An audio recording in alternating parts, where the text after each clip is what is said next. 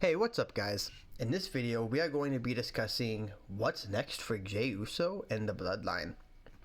For those who missed it, on Monday Night Raw last night, Jey Uso was going to walk into, I think it was his dressing room, and in there was sitting Jimmy Uso, and he said, "Hey, what's up, man? Can we talk?"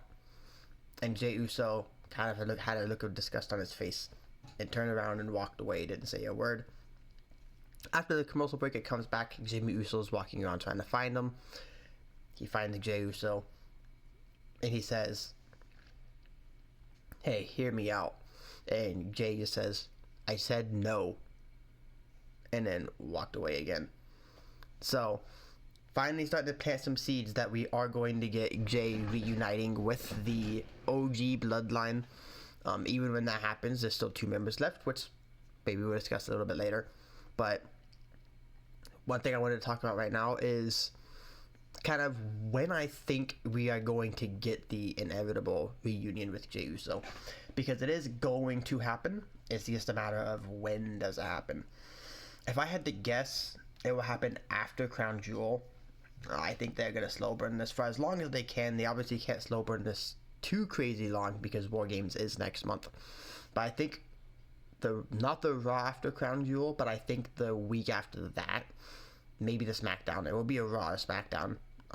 At some point, though, it's going to happen. It will actually probably be Roman and Jimmy getting beat down again, and then I think you'll hear Uso, and then Jey Uso makes a save. So it'll probably be on a SmackDown, but it'll probably be the SmackDown the week after Crown Jewel, and not the one right after. If I had to guess, that's kind of how I think that's gonna go. So they're gonna slow burn it. It's not gonna be like a super slow build because they just don't have the time to super slow burn it. But let's see here. So we still need 2 more people at that point, right? Because it'd be 5 on 3. So they would still need. I know there's a lot of whispers of Sami Zayn, and I personally kind of think Sami Zayn's going to be part of it. He might not, but I think he's going to be. So that makes 4.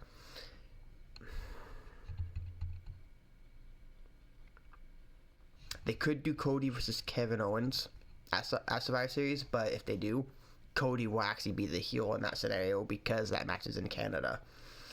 So do they want Cody to be booed, or do they go a different route and they have him be part of that War Games match? I don't think he'll be in the War Games match.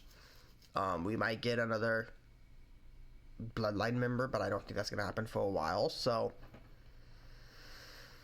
maybe Jacob Fatu turns and he joins Roman's team, but then that other side is still outnumbered. So I don't actually really know who the 4th and 5th are going to be yet. Sammy, I think, might be a pretty solid choice for number 4. I don't know the 5th yet. It might be Randy for all we know, to be honest. If he's not going to have a match at Survivor Series, yeah, it very well could be Randy. As crazy as that sounds, it could happen. But yeah, so just to recap, I think Jey is obviously going to rejoin the Bloodline, but that's not going to happen until I think the week after Crown Jewel. Not the SmackDown after. It could happen the SmackDown after if they wanted the entire build of Survivor Series after Crown Jewel to have that solidified. But I think it will be the week after Crown Jewel is when we will see Jey Uso reunite with the OG Bloodline. And I am here for it. And real quick before we go, I just wanted to say, I know Raw was taped. I know it's taped, but it feels like they fixed something in between the shows, because it was paced a lot better. Now, because it was taped, there were a lot of video packages. That's just the formula WWE does when they tape these shows, because you don't really want the same people to work, twice in one night. So they do go the video package route a lot when it comes to these pre-tape shows. But it actually worked really enough for Raw. Now, granted, they had like 3 back-to-back at one point, so they could have just had a match in that time frame, or done another promo in the ring. But I guess it doesn't really matter in hindsight. If you're not doing a match, you can do whatever kind of promo you want. But Other than that, the commercials, they were heavily cut back on. That actually almost felt like they had less commercials than SmackDown does. So overall, it seems like they already kind of have really fixed stuff together and have shown that this 2-hour stuff can indeed work. So I am excited for the future for 2-hour shows. If they can continue to book them like this and obviously make them even better, because the quality was really good. The storytelling, it felt like an actual episode of Raw. When you did have matches, there weren't a lot of matches. It was pretty promo heavy, which me personally, I have a storyline bias. I actually do really like the storyline driven shows. I will always rank those shows higher than the ones that I just straight up wrestling shows. But overall, I think Raw felt already a lot better. I know it was taped, so they couldn't have made changes based off of feedback, but now they also have feedback, but I don't think they really need to make many more changes. Maybe do 1 or 2 less video packages, but don't get rid of those if you're just gonna have a 5-minute match. I liked the match quality last night. The matches were longer. Again, you had less commercial breaks, so they weren't as intrusive. The main event's gonna always be kind of dampened by a commercial break because you're gonna get because the main event didn't even start till like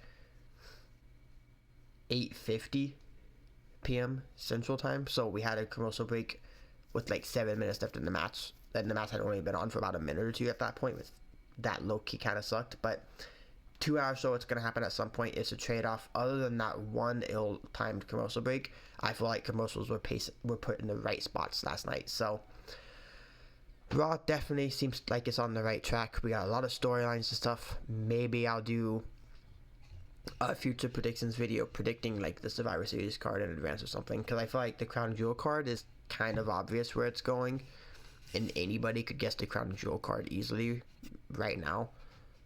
So maybe the Survivor Series card I'll take a guess at. I know one thing, it's actually going to be kind of difficult to predict that Women's War Games match because they've shown no signs of what they're going to do for that. So that would be a very difficult one to predict. But maybe I'll do it. It would be a fun little challenge. So that's all I've got for this one. Drop some likes on this video if you guys enjoyed it. Subscribe, turn on notification bells so you never miss an upload from me. And I will see you guys later. Pieces.